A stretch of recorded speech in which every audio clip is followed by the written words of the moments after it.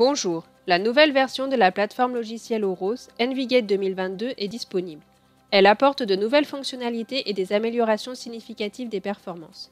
Parmi d'autres nouveautés, une attention particulière a été portée à l'expérience utilisateur, grâce à l'amélioration des onglets du bandeau et à l'optimisation des paramètres par défaut.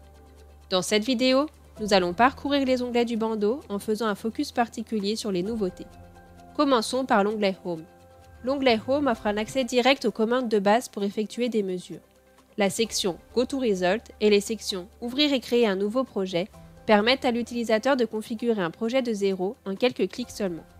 L'utilisateur peut rapidement définir les entrées, sélectionner les résultats à afficher. Dans cet exemple, nous créons une fenêtre avec le spectre moyenné des voies 4 à 6. Et enfin, accéder à la liste des résultats affichés et ou enregistrés. Une fois la configuration prête, les commandes Run, Pause et Stop sont accessibles ici.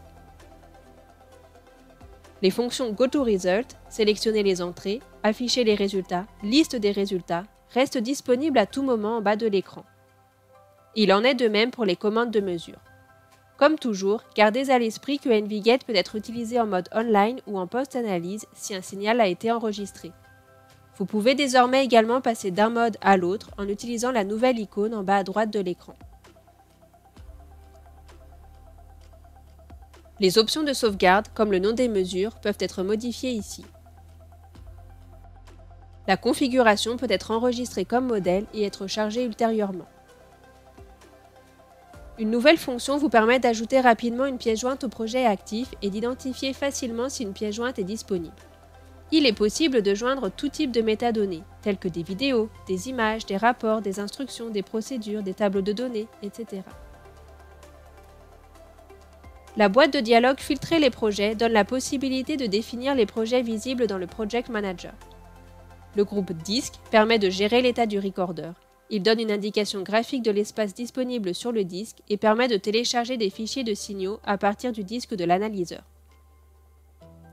Dans l'onglet Acquisition, vous trouverez des fonctions plus avancées pour connecter et configurer les différents types d'entrées au module d'analyse. L'onglet Acquisition permet de calibrer les entrées, de définir un tachymètre, de créer des événements pour déclencher des mesures, d'ajouter des filtres et de contrôler les voies de sortie. Cet onglet offre également un aperçu rapide des fonctions actives.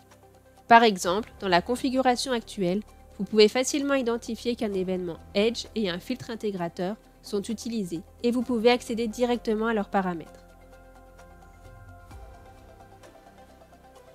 À partir de l'onglet Analysis, vous pouvez accéder directement aux paramètres des modules d'analyse tels que la FFT et le SOA. Dans les paramètres FFT, le nombre de lignes par défaut a été augmenté et le recouvrement a été défini à 66%, car c'est la valeur courante pour l'analyse de machines tournantes. Le fenêtrage est de type Anning. De la même manière, la résolution par défaut du SOA est plus fine et un recouvrement a été ajouté. Dans le groupe Waterfall, vous pouvez trouver des raccourcis vers les principaux paramètres du Waterfall, comme la profondeur et le type de déclenchement.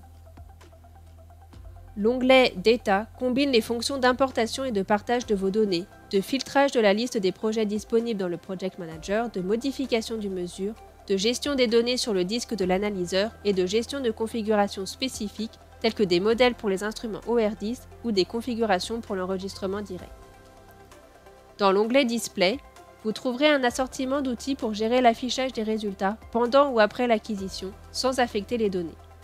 Par exemple, il est possible de réorganiser les fenêtres, zoomer sur un axe, figer une trace puis réactiver son affichage temps réel, afficher l'infotrace, mémoriser une trace,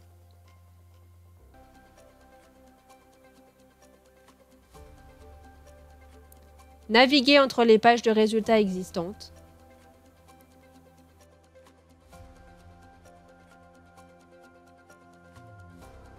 zoomer sur les résultats,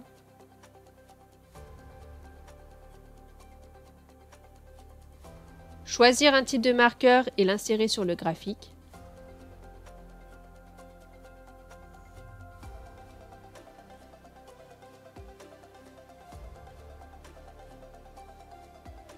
Faire pivoter le waterfall.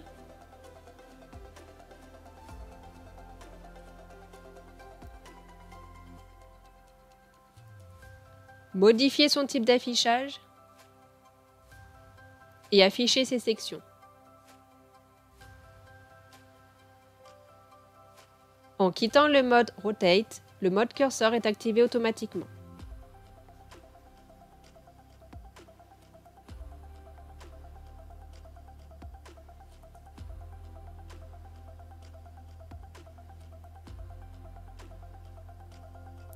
Il est possible de générer des rapports Word ou Excel à partir de l'onglet Report. C'est là que vous trouverez les données, les informations qui peuvent être glissées et déposées dans le fichier de rapport.